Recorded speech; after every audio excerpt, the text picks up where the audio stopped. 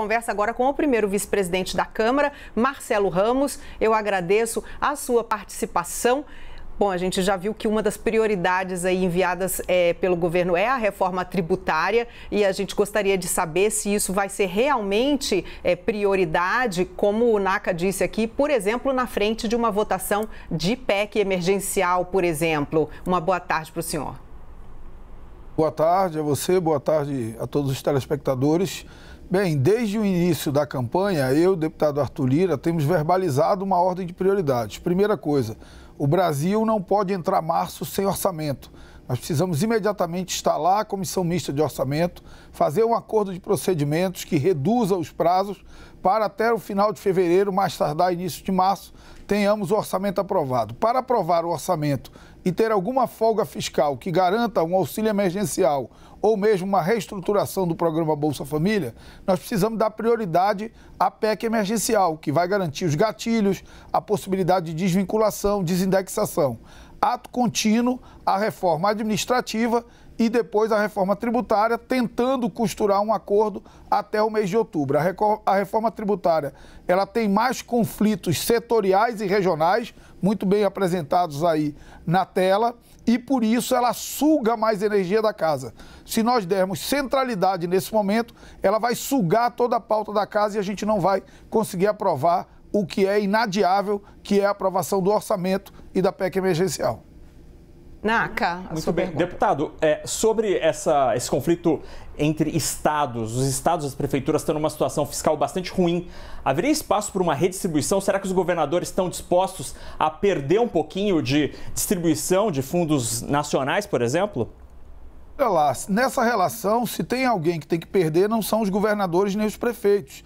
O Brasil tem uma absurda injustiça tributária no que diz respeito à distribuição dos tributos. A União fica com 60% de tudo que é arrecadado, os estados dividem aproximadamente 24% e os municípios, que é onde as pessoas efetivamente vivem, apenas 16%. Então há uma concentração de recursos da União e para que nós tenhamos mais Brasil, menos Brasília, nós precisamos efetivamente promover essa desconcentração, porque os serviços públicos são oferecidos lá na ponta. Por exemplo, tem algumas coisas que precisam ser resolvidas. CSLL é imposto de renda de pessoa jurídica. No entanto, a União transforma em contribuição para ficar com tudo e não partilhar com estados e municípios. PIS/COFINS é IPI, mas a União transforma em contribuição para ficar com tudo e não dividir com estados e municípios. Então, a concretização do discurso mais Brasil, menos Brasília, também tem um aspecto de melhor distribuição da receita tributária do país, que, repito, hoje é altamente concentrada na União. A gente continua a entrevista com Marcelo Ramos, vice-presidente da Câmara. A gente vai chamar agora a Renata Agostini, que tem uma pergunta. Renata. Deputado, boa tarde. Eu queria pegar um assunto que falávamos há pouco, sobre a pauta de costumes. O senhor estava fazendo um desenho aí de temas bastante econômicos, reformas, administrativa, tributária, PEC emergencial.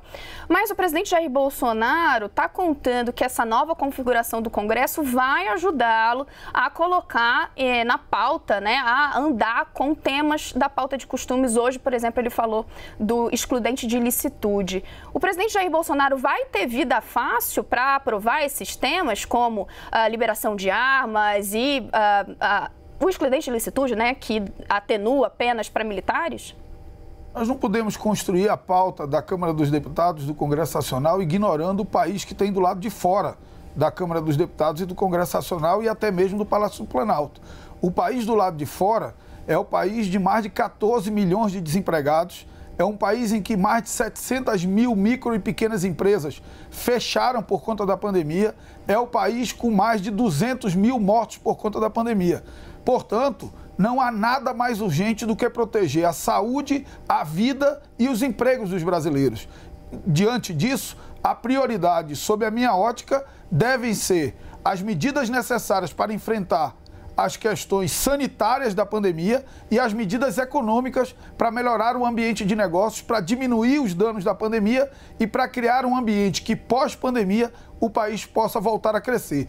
Não sou contra discutir esses temas, acho que é democrático que o parlamento os enfrente, mas eles não podem passar na frente do que é importante para que o Brasil proteja vidas, saúde e emprego.